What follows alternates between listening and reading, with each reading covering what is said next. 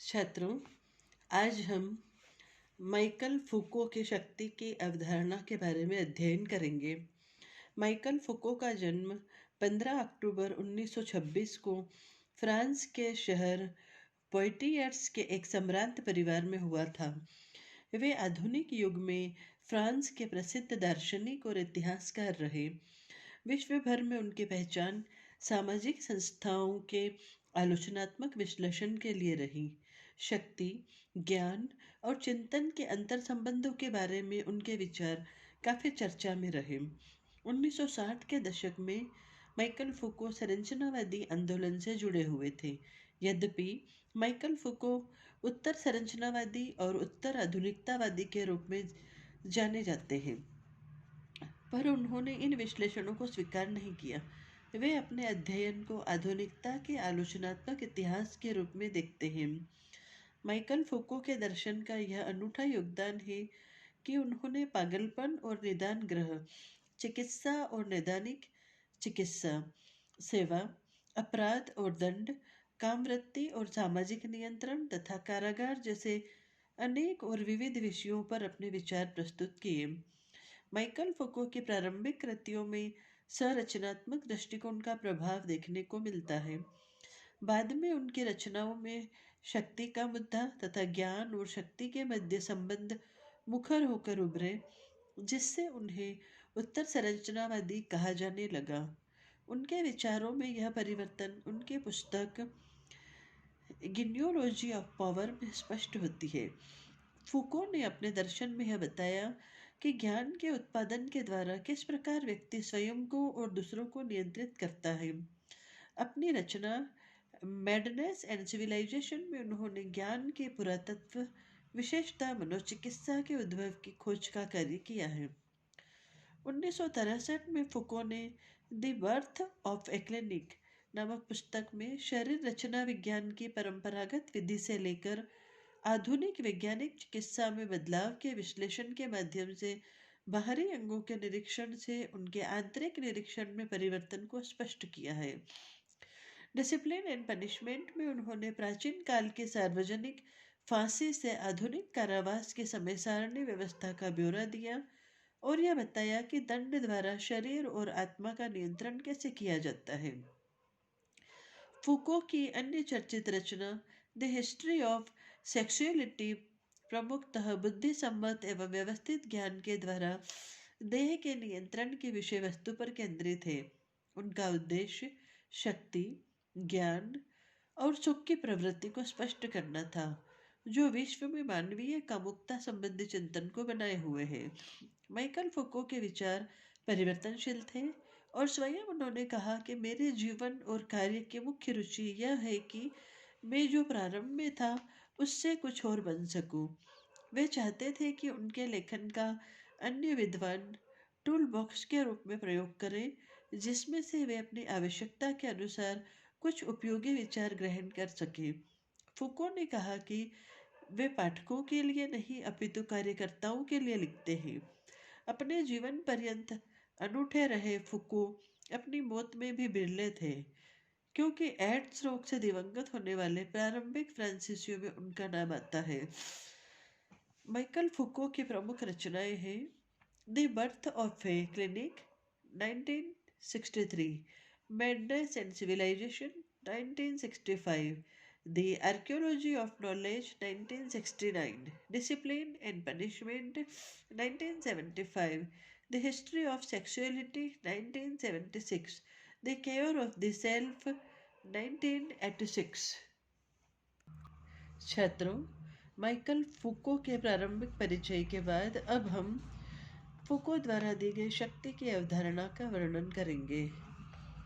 जब समाज विज्ञान व मानविकी में फूको के विचारों का महत्व घट रहा है, वही यह पुनर्विचार आवश्यक है कि क्या उसकी शक्ति की अवधारणा को ठीक से समझा भी गया।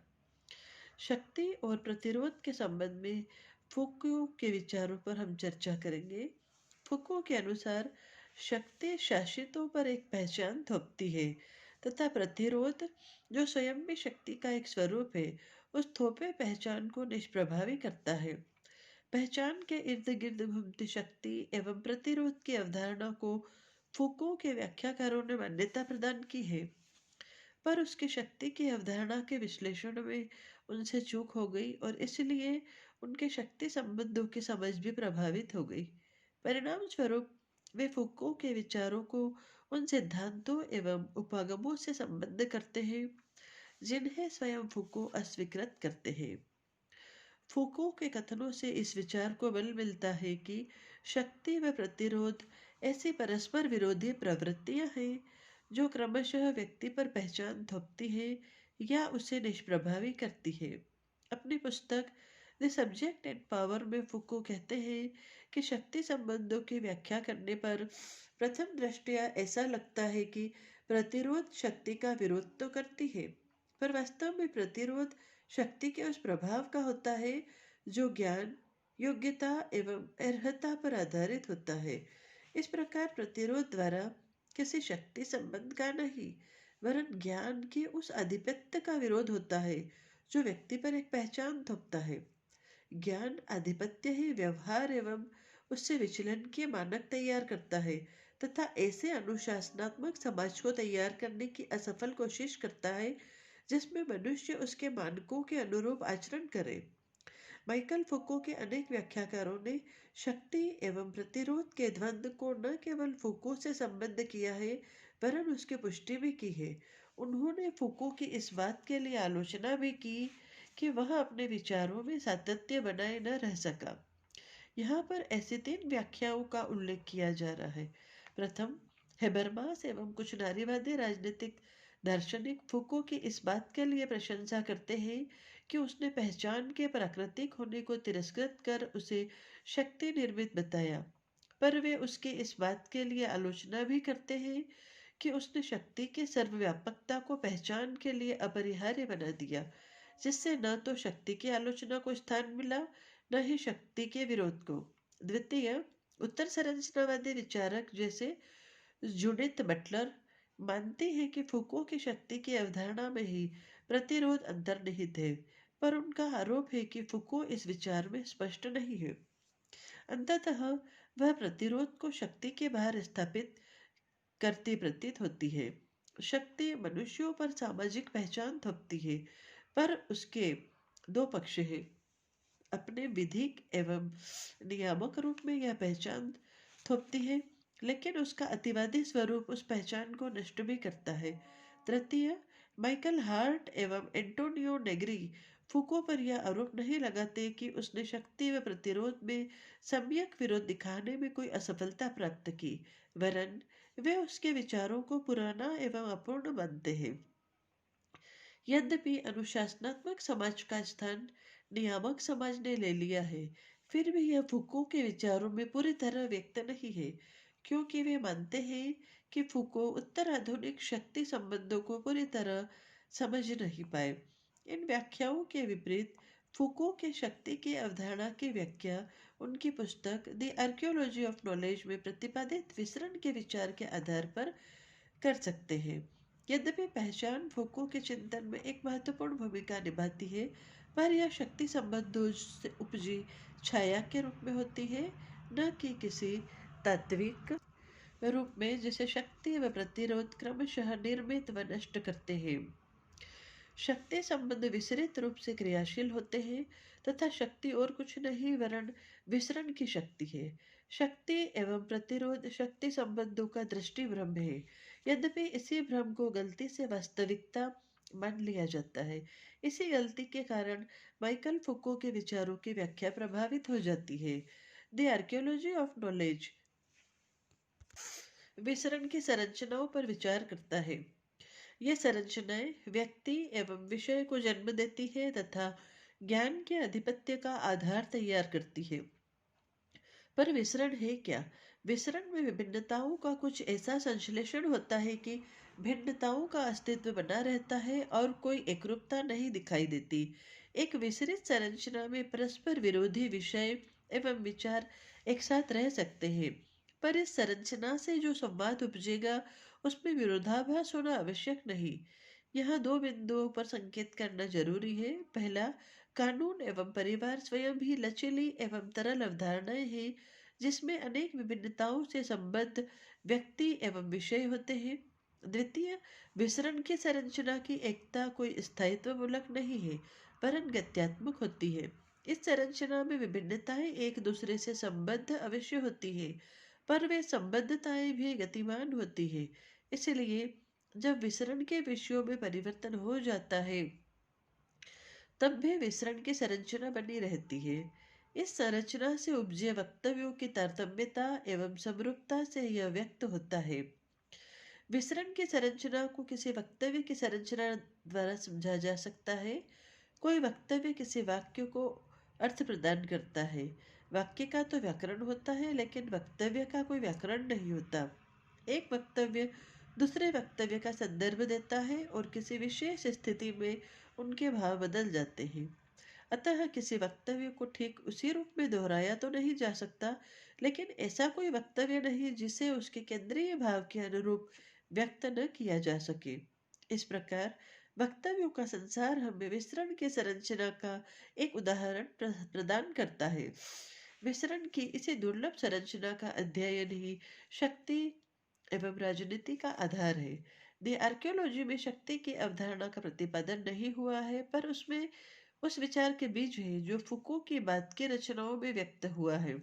लचीली एवं तरल संरचनाओं और पहचानों के नीचे एक और सूक्ष्म स्तर होता है, जिसमें सम्मिलन, विलगाव एवं असंबद्धताओं का एक सा जाल होता है।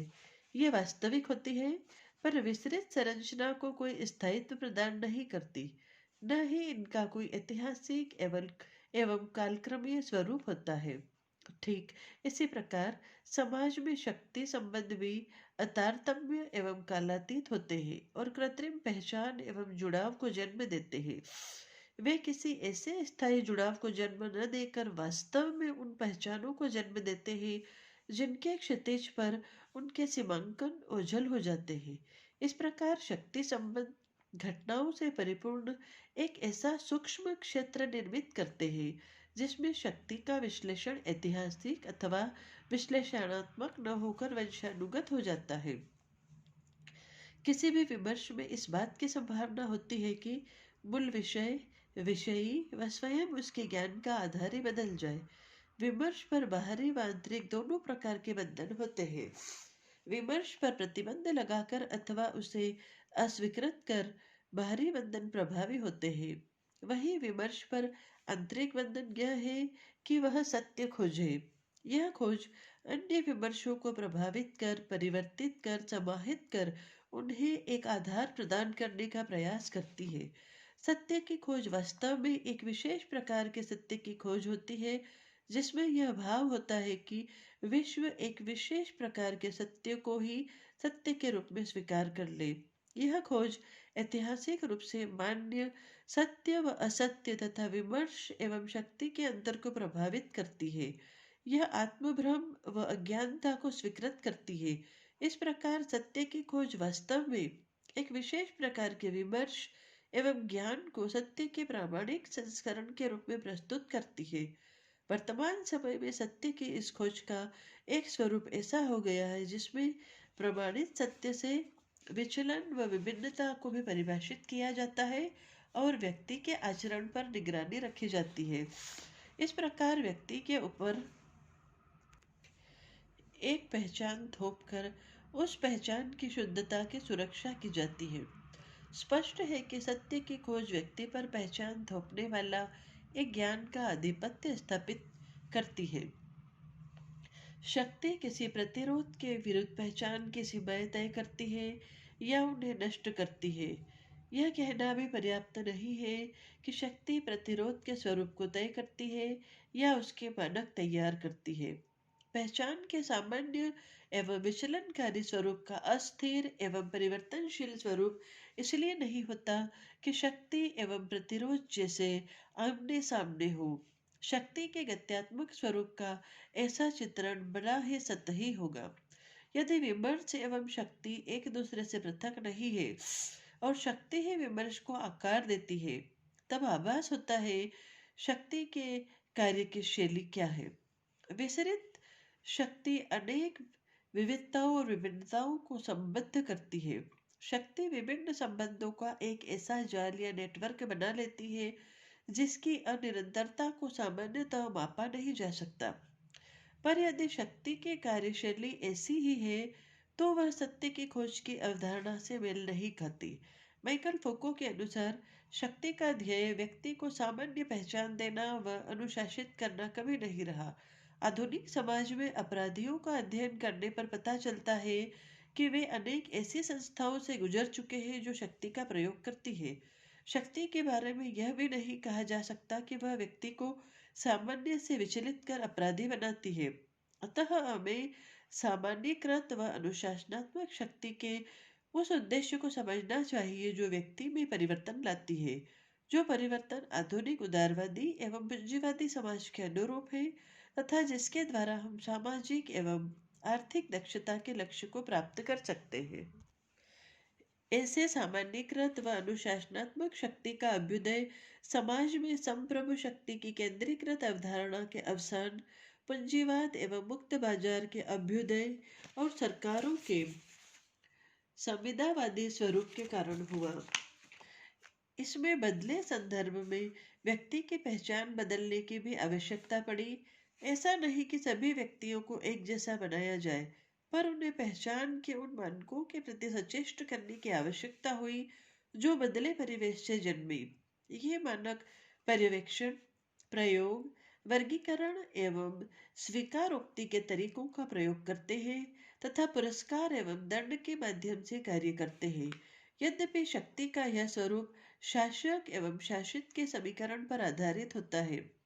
यह समाज के सूक्ष्मतम स्तर अर्थात व्यक्ति को लक्ष्य बनाता है और इस प्रकार यह संप्रभु शक्ति की अवधारणा से पूर्णतः विलग है। शक्ति का सूक्ष्म एवं बृहद स्वरूप परस्पर अंतर संबंधित है। सूक्ष्म स्वरूप दिखाई नहीं पड़ता, बृहद स्वरूप दिखाई दे जाता है। वे दोनों एक दूसरे को सशक्त भी करते हैं और नुकसान भी पहुंचा सकते हैं। जैसे पुलिस के एक सिपाही का व्यवहार एवं आचरण पूरे पुलिस महकमे को गौरवान्वित भी कर सकता है और लज्जित भी। शक्ति का सूक्ष्म स्वरूप वास्तव में शक्ति के विस्तृत स्वरूप को दर्शाता है, क्योंकि अपने उस रूप में शक्ति विविध व्यक्तियों की संबद्धता ही नहीं दर्शाती वरन व्यक्तियों की विविधताओं की संबद्धता भी दर्शाती है और इसलिए इन संबद्धताओं के अंतरालों में नई विरोधी प्रवृत्तियां प्रवेश कर जाती है और परिवर्तन की संभावना मुखर हो जाती है। प्रतिरोध कभी कभी शक्ति का प्रत्यक्ष विरोध जैसा हो सकता है, पर शक्ति की संरचना ऐसी विस्तृत है जिसमें विविधताओं की संबद्धताएं एवं उनके अंदर के अंतराल में प्रतिरोध विविध रूपों में व्यक्त हो सकता है। इसलिए अनुशासनात्मक शक्ति न तो सामान्य न अपराधी नागरिक बना पाती है वरन विचित्र नागरिकों को जन्म देती है जो आधुनिक सरकारों के अनुशासनात्मक संरचनाओं को सहारा देते हैं। ऐसे सामान्यकृत व अनुशासनात्मक शक्ति की संस्थाएं सत्य की खोज में अनेक भिन्नताओं एवं विरोधी प्रवृत्तियों से ग्रस्त होती है और इसलिए बनती बिगड़ती रहती है। फिर भी उनमें एक सातत्य होता है और वह सातत्य इच्छा एवं सत्य की विविधताओं के जुड़ाव में व्यक्त होता है। इसमें स्वयं के बारे में स्वयं की इच्छा को ही सत्य के रूप में परोसने का भाव होता है। इसमें शक्ति व सत्य को भिन्न भिन्न कालों की भिन्न भिन्न असंबद्ध अवधारणाओं के रूप में नहीं लिया जा सकता। इनमें एक प्रवाहपूर्ण संबद्धता होती है, पर इस संबद्धता के नीचे एक विशेष अर्थ होता है जो पूरे विमर्श में व्यक्त होता है।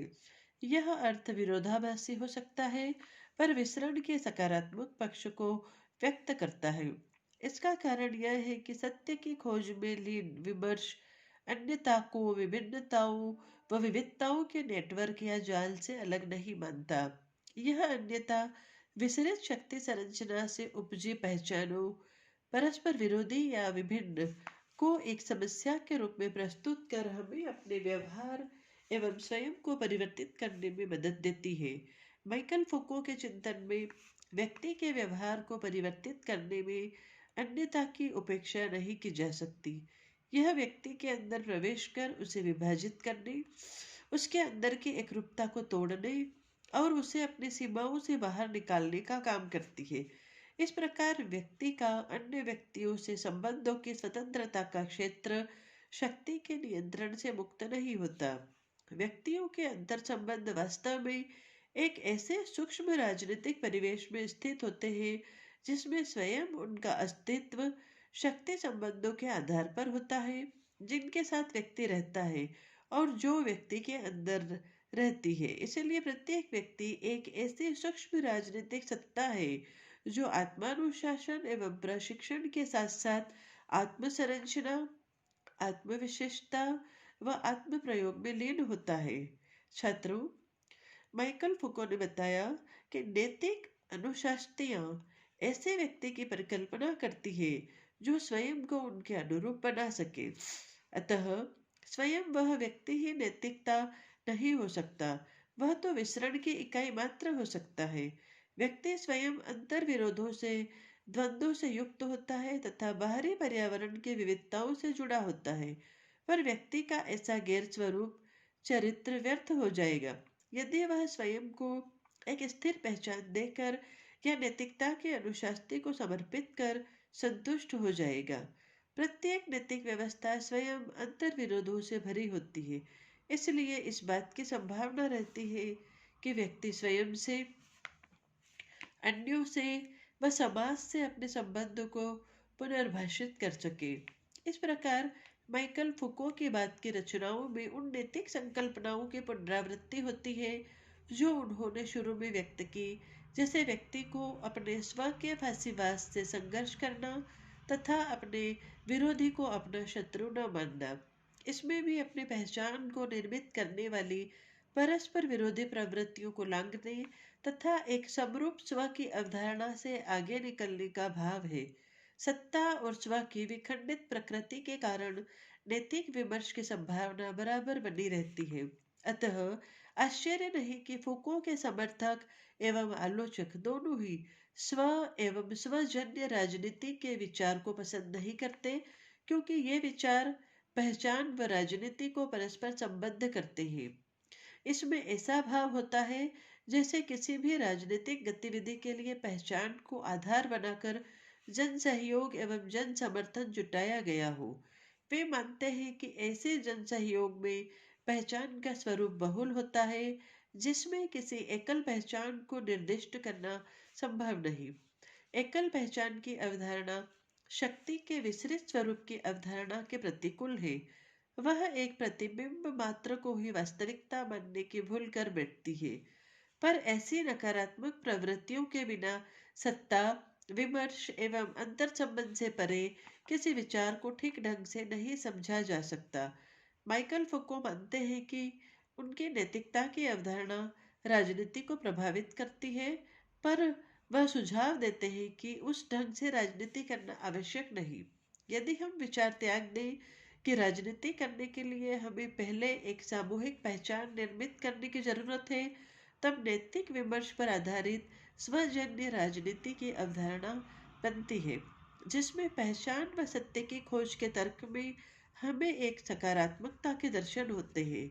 माइकल फुको शक्ति, विमर्श एवं स्व की अवधारणाओं में एक नूतन सकारात्मकता का समावेश करते हैं, जो नकारात्मकता व प्रतिरोध से दूर होने की प्रक्रिया में भी अपने अंतर संबंधों को बनाए रखती है। ऐसी नकारात्मकता से दूर होते हुए जब हम नवीन समूहों की ओर आकृष्ट होते हैं, तब जहाँ एक ओर हमारी वैयक्तिकता का नाश होता है, वहीं दूसरी ओर हम राजनीति को पहचान पर आधारित करने की आवश्यकता को भी नष्ट कर रहे होते हैं। जहाँ फुको अपनी रचनाओं में पहचान को महत्व देते हैं, वहीं उनका संदेश यह है कि हमें पहचान को ज्यादा महत्व नहीं देना चाहिए। छात्रों, 1970 के दशक में फ्रांस के विद्वान माइकल फुको ने इस प्रकार शक्ति का एक सर्वथा नूतन एवं क्रांतिकारी विचार प्रस्तुत किया। इनके बेहद मौलिक एवं विविध विचार को ज्ञान की किसी एक शाखा के साथ जोड़ना अथवा किसी एक वैचारिक ढांचे में बांधना उपयुक्त नहीं होगा। इनके विचार आधुनिक पश्चिमी समाज के मानसिक विक्षिप्तता, उपचार, मानवीय विज्ञान, दंड एवं लैंगिकता के विमर्श से संबंधित सिद्धांतों से जुड़ा हुआ है। दरअसल माइकल फुको पश्चिमी सभ्यता की संपूर्ण एवं ऐतिहासिक दार्शनिक आलोचना करते हैं। इस प्रक्रिया में वे विभिन्न सूक्ष्म दृष्टि एवं प्रस्थापनाओं का निर्माण करते चले जाते हैं, जिनका एक व्यापक अर्थ होता है। इस प्रकार एक बिल्कुल नया एवं फलदायक क्षितिज खुलता है। शक्ति एवं ज्ञान समीकरण का निर्माण इसका एक अच्छा उदाहरण है।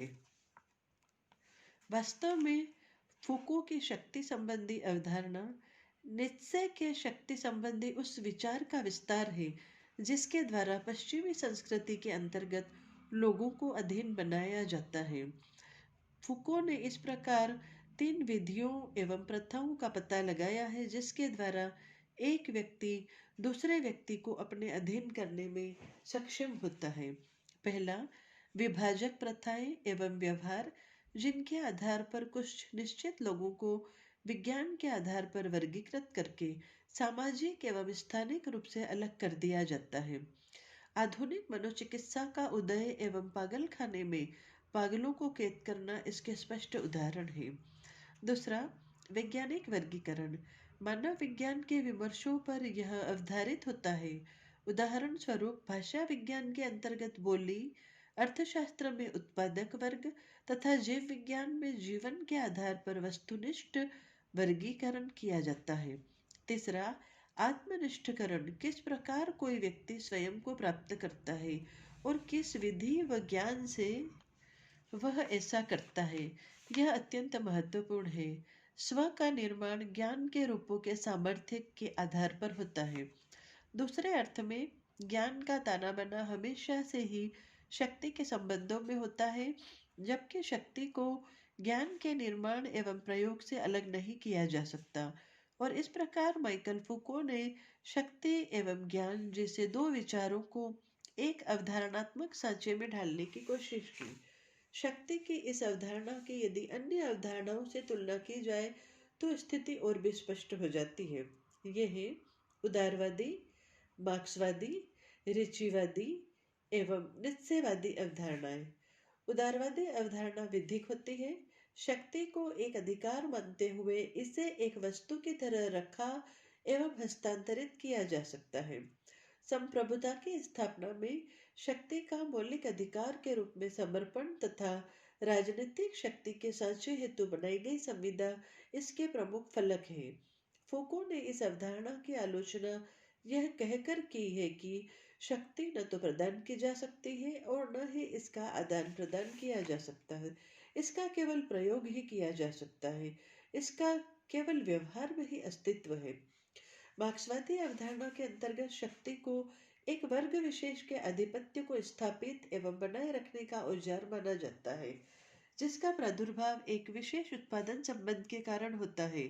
माइकल फुको यह तो स्वीकार करते हैं कि शक्ति संबंध आर्थिक संबंध के साथ एक परिधि में कार्य करते हैं, परंतु शक्ति मुख्यतः केवल आर्थिक संबंधों की स्थापना एवं उत्पादन ही नहीं होता, वरन यह सबसे ऊपर बल का संबंध होता है।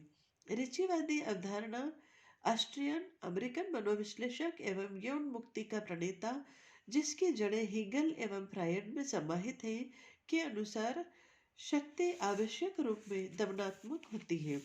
यह स्वभाव, सहजवृत्ति, वर्गों एवं व्यक्तियों का दमन करता है और इस प्रकार शक्ति की व्याख्या एक तरह से दमन के रचना तंत्र की व्याख्या बन जाती है। नित्सेवादी अवधारणा ऋचिवादी अवधारणा को विस्तार देती है। यह शक्ति का अध्ययन संघर्ष एवं युद्ध के संदर्भ में करती है। माइकल फुको कहते हैं कि शक्ति को दमन की तरह नहीं देखा जाना चाहिए, क्योंकि शक्ति मुख्यतः उत्पादक होती है। यह सत्य के कर्मकांड एवं पात्रों के प्रभाव क्षेत्र का उत्पादन करती है। किसी भी समाज में शक्ति संबंधों के विभिन्न स्वरूप होते हैं, जिसके द्वारा व्यक्ति एवं समाज का निर्माण होता है। इन शक्ति संबंधों की स्थापना मजबूती एवं क्रियान्वयन केवल सत्य विमर्श के निर्माण, संग्रह एवं प्रसार के द्वारा ही हो सकता है। इस प्रकार माइकल फुको राजनीतिक सिद्धांत के परंपरागत प्रश्न को उलट देते हैं। किस प्रकार दर्शन शास्त्र सत्य को विमर्श के रूप में शक्ति के अधिकारों को सीमित कर सकता है? वह स्वयं पूछता है, सत्य मीमांसा हेतु शक्ति संबंधों द्वारा अधिकार के किन नियमों का क्रियान्वयन किया जाता है? माइकल फुको इसे पता करने के लिए 5 सुझाव देते हैं। पहला, शक्ति के केंद्रीयकृत एवं व्यस्त स्वरूप के बजाय स्थानीय एवं क्षेत्रीय स्वरूप पर ध्यान दिया जाना चाहिए। इस प्रकार दंड की राजनीति के अध्ययन में हमें उसके विधिक स्वरूप में नहीं उलझना चाहिए, वरन स्थानीय एवं क्षेत्रीय संगठनों द्वारा दंड हेतु अपनाए गए विभिन्न तरीकों पर ध्यान देना चाहिए। 1977 में प्रकाशित फुको की पुस्तक डिसिप्लिन एंड पनिश में इसका विवरण है। दूसरा, शक्ति का अध्ययन प्रयोगकर्ता की पहचान और भावना पर केंद्रित न होकर उस बिंदु पर केंद्रित होना चाहिए जहां पर वह अपने लक्ष्य के साथ प्रत्यक्ष रूप से जुड़ा होता है तथा प्रभाव पैदा करता है। अध्ययन इस बात का होना चाहिए कि किस प्रकार अधीनता कार्य करती है। 19वीं सदी में फ्रांस में बड़े कारखानों में मजदूरों के स्थापन को लेकर माइकल फुको का अध्ययन इसका अच्छा उदाहरण है। तीसरा, शक्ति को एक व्यक्ति या समूह द्वारा दूसरों पर एक सुदृढ़ एवं एक रूपीय नियंत्रण के तौर पर नहीं देखा जाना चाहिए, वरन इसका स्वरूप तो चक्रीय है। इसका प्रयोग करने वाले संगठन की प्रकृति जाल की तरह होती है। व्यक्ति तो शक्ति के संवाहक मात्र होते हैं। आधुनिक सेक्स राजनीति का अध्ययन फुको ने इसी संदर्भ में किया है। उन्मादी महिला, पतित युवा एवं माल्थ्यूसियन युगल इसके स्पष्ट उदाहरण है। चौथा, शक्ति के संभाव्य केंद्र से अध्ययन की शुरुआत करने के बजाय इसके अति सूक्ष्म रचना तंत्र का चढ़ते हुए क्रम में अध्ययन किया जाना चाहिए, जिससे यह जाना जा सके कि किस प्रकार सामान्य रचना तंत्र एवं वैश्विक प्रभुत्व इसे अपने अधीन करते हैं।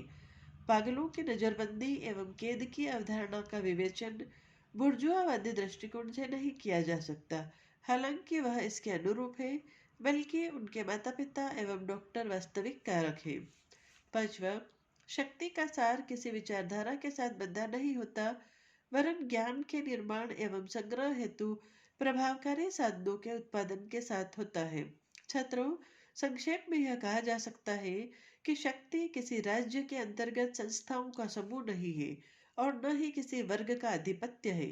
न तो यह कोई संरचना है, न किसी व्यक्ति की विशेषता। यह किसी बिंदु से अवतरित या विस्तारित नहीं होती। शक्ति तो वास्तव में बल संबंधों की बहुलता होती है। यह सभी जगह व्याप्त है, इसलिए नहीं कि इसके अंदर सब कुछ सारी वस्तुएं एवं स्थितियां समाहित होती हैं, वरन इसलिए कि यह सभी जगह से आती है। आधुनिक पश्चिमी सभ्यता में शक्ति के संबंध में माइकल फुको ने 17वीं एवं 18वीं सदी में विकसित कई अनुशासनिक शक्ति के बारे में भी गहरा अध्ययन किया है। बुर्जुआ समाज की रचना होने के नाते यह शक्ति एक गैर क्षेत्रीय प्रशासन की संकल्पना करता है। अनुशासनिक शक्ति के तंत्र धन एवं वस्तुओं के बजाय समय एवं श्रम की खोज करता है। इसकी मौलिकता इस बात में है कि यह अधीनस्थ शक्तियों एवं उपकरणों दोनों के विकास पर बराबर से ध्यान देता है। बेंथम की पैनोप्टिकन संबंधी निरंतर निगरानी संबंधी अवधारणा समीचीन है। पैनोप्टिकॉन जेल के अंतर्गत एक बड़ा प्रांगण होता है, जिसके बीचों बीच एक टॉवर होता है जो चारों तरफ से भवनों से घिरा होता है। उन भवनों में विभिन्न कक्ष होते हैं तथा प्रत्येक कक्ष में एक खिड़की होती है जो टॉवर के सामने होती है। उस टॉवर में निरीक्षण खिड़की होती है जो हरदम विभिन्न भवनों का निरीक्षण एवं निगरानी करती रहती है। भवन के अंदर रहने वाले लोग अलग अलग होते हैं तथा केवल निगरानीकर्ता के द्वारा ही देखे जा सकते हैं।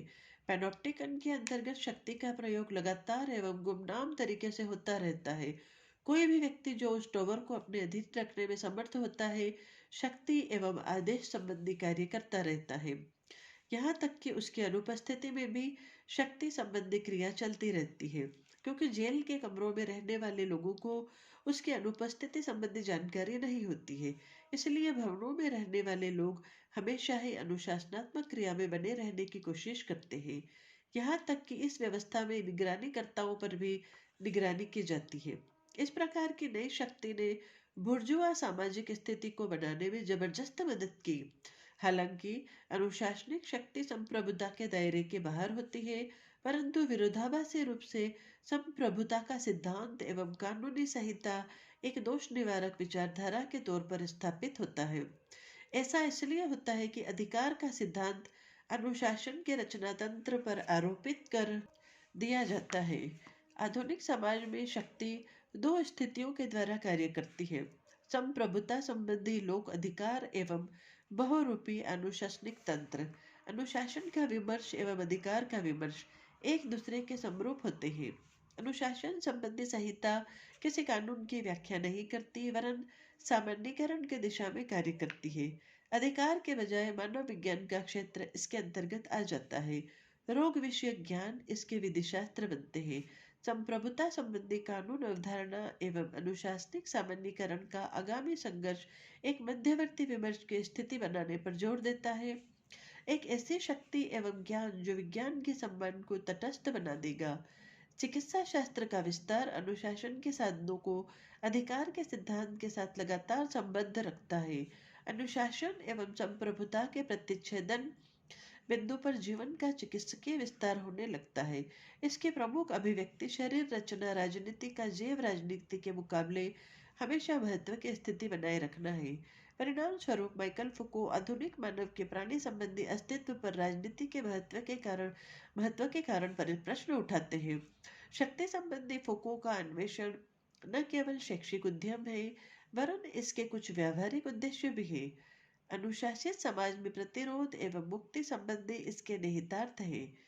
उसका मुख्य बिंदु यह है कि शक्ति संबंध के बाहर किसी अनुकूल स्थिति से प्रतिरोध संबंधी कार्रवाई नहीं की जा सकती। इस प्रकार मुक्ति इस बात में निहित है कि स्थानीय असतत अयोग्य एवं अवैध ज्ञान को एक ऐसे विज्ञान से मुक्त किया जाए जो अपने को एकात्मक एवं वास्तविक वैज्ञानिक ज्ञान पर आधारित बतलाता है।